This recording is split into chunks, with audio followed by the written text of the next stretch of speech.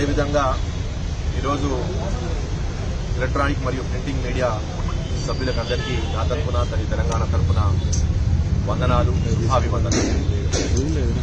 అయితే గతంలో ఒక వారం రోజుల క్రితం వెనస్డే రోజు రాత్రి నా సహోదరుడు, నా తమ్ముడు సర్దార్ విశాటి నగర్ వాసి చనిపోవడం జరిగింది.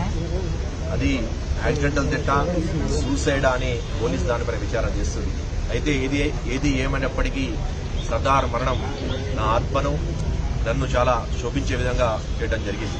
ఎందుకంటే సర్దారు నాకు చాలా దగ్గరవాడు.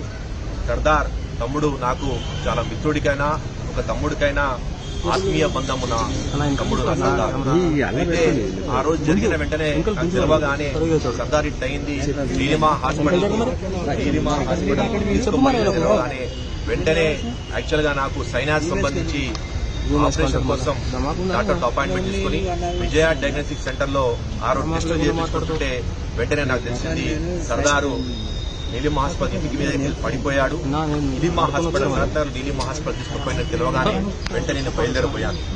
టెస్టెస్ కాకుండా విజయ డయాగ్నోస్టిక్ సెంటర్ పంజాగుట్టలో టెస్టును ఆపి కూడా నేను బయలుదేరగానే అప్పుడు వెంటనే అక్కడ తెలిసింది ఏంటంటే 5 నుంచి 10 నిమిషాలలోనే సర్దార్కు దగ్గర కొంతమంది అతను చనిపోయారని డిక్లరేషన్ ఇచ్చారు. డిక్లరేషన్ అయితే తెలవగానే నేను ఇంకా స్పీడ్ గా పోదామని బండి ఆ టెస్టులు కూడా ఆపుకొని బయలుదేరుతుంటే మళ్ళా దగ్గర ఎరగడకు రాగానే అక్కడ మా వాళ్ళు కూడా, మా పార్టీకి సంబంధించిన వాళ్ళు, మా బస్తీకి సంబంధించిన వాళ్ళు, సర్దారు కుటుంబ సభ్యులు, అదేవిధంగా మా మిత్రులు కూడా పోయారు. అన్నా నన్ను రాక్, ఇక్కడ పరిస్థితి చాలా అయోమయంగా ఉన్నది. అందరూ కూడా రౌడీ షీటర్స్, అక్కడ ఉన్న ఓరబండలో ఉన్న కొంతమంది స్థానిక రౌడీ షీటర్లు, అదేవిధంగా ల్యాండ్ గ్రాపర్స్, అదేవిధంగా ఫైనాన్సర్స్, 10 రూపాయలు 20 రూపాయలు మిత్తి నడిపించే ఫైనాన్సర్ అందరూ కూడా గుమ్మిగూడారన్నా, నీ మీదనే అసత్య ప్రచారం చేస్తున్నారు, దయచేసి ఇక్కడ రాకన్నా, ఈ పరిస్థితి బాగాలేదు, నువ్వు జర దూరంగానే ఉండని చెప్పారు. ఏలేలే అట్లా ఏమున్నా పర్వాలేదు, నేను వస్తాను నా తమ్ముడు కూడా చూడాలి, ఎందుకంటే చనిపోయారని చెప్పింది చివరి చూపైనా చూడాలి, నా తమ్ముడు కోసం సర్దార్ కోసం వస్తా అంటే వద్దన్నా అని చెప్పడం జరిగింది. అప్పటికి నేను దగ్గర పోయడం ప్రయత్నం చేసిన, కానీ అసాంఘిక శక్తులందరూ కూడా అక్కడ చేరుకొని నన్ను రానియకుండా మొత్తం అడ్డుకునే ప్రయత్నం చేశారు. అదే లా అండ్ ఆర్డర్ కంట్రోల్ ఉండాలని చెప్పి వెనకతగ్గాను. అదే సమయంలోనే ఒక కొత్త వాతావరణం సృష్టించి స్థానిక ఎమ్మెల్యే మాగంటి గోపీనాథ్ ఆ యొక్క ఆత్మహత్యను, లేకపోతే యాక్సిడెంట్ ఎంతో తెలియదు కానీ దాన్ని మొత్తం చిత్రీకరించి శవ రాజకీయాలు చేసే విధంగా సర్దార్ మరణానికి నేనే కారణం అన్నట్టు సృష్టించడం జరిగింది. అప్పటికి కూడా మళ్ళీ అక్కడి నుంచి బాడీని తీసుకోపోనీకుండా మీరు చూస్తే టీవీలో క్లిప్పింగ్ క్లియర్ కనబడుతుంది.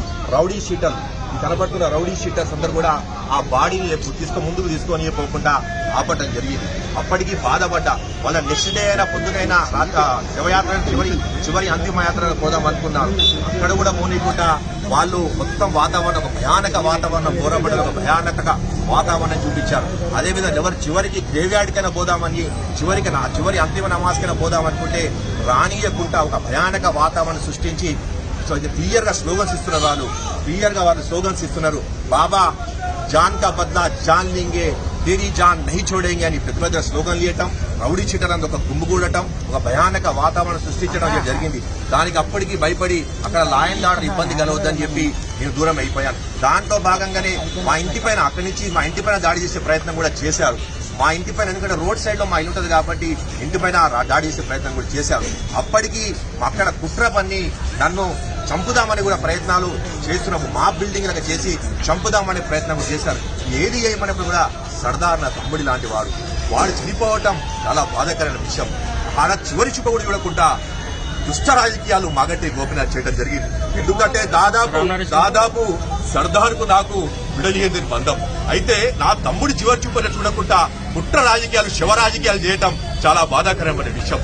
ఎందుకంటే అతని చివరి చూపుగా చూసుకుందామని నేను పూర్తి ప్రయత్నం చేస్తున్నప్పుడు కూడా అక్కడ ఉన్న పోలీస్ శాఖ వాళ్ళు కూడా ఇక్కడ లా అండ్ ఆర్డర్ ప్రాబ్లం కావచ్చు సార్, మీరు కొద్దిగా దూరంగానే ఉండండి, ఇక్కడ అంతా కూడా అన్సోషల్ ఎలిమెంట్స్ వచ్చేసినాయి, వాళ్ళు ఏదో ప్రయత్నం చేసబోతుందని చెప్పి అటు నా ఇంట్లో నా భార్య మీద కూడా కేసు పెట్టడం, అదేవిధంగా నా ఇంటి మీద దాడి చేసే ప్రయత్నం చేయడం, బిక్కుబిక్కున చూడటం. బోరబండ అంతా కూడా, ఆ బోరబండ వాసులు 10 మంది ఉంటే 90 మంది కూడా రౌడీ షీటర్ల నుంచి అక్కడ ఉన్న ఫైనాన్సర్ల నుంచి ముఖ్యంగా మాగంటి గోపీనాథ్ ప్రవేశపరించి అక్కడ మాపును బిల్డప్ చేసి నా మీద దాడి చేసే ప్రయత్నం చేయడం. ఇది ఏమో దాడిగా సిద్ధంగా ఉన్నా కానీ చివరిగా నా తమ్ముడు సర్దార్ యొక్క చివరి చూపు చూద్దాం కూడా నన్ను చివరి చూపు చూడనీయకుండా చేయడం జరిగిన బాధాకరం ఉంది. చివరిగా ప్రమాద శాతం కింద పడ్డాడని చెప్పి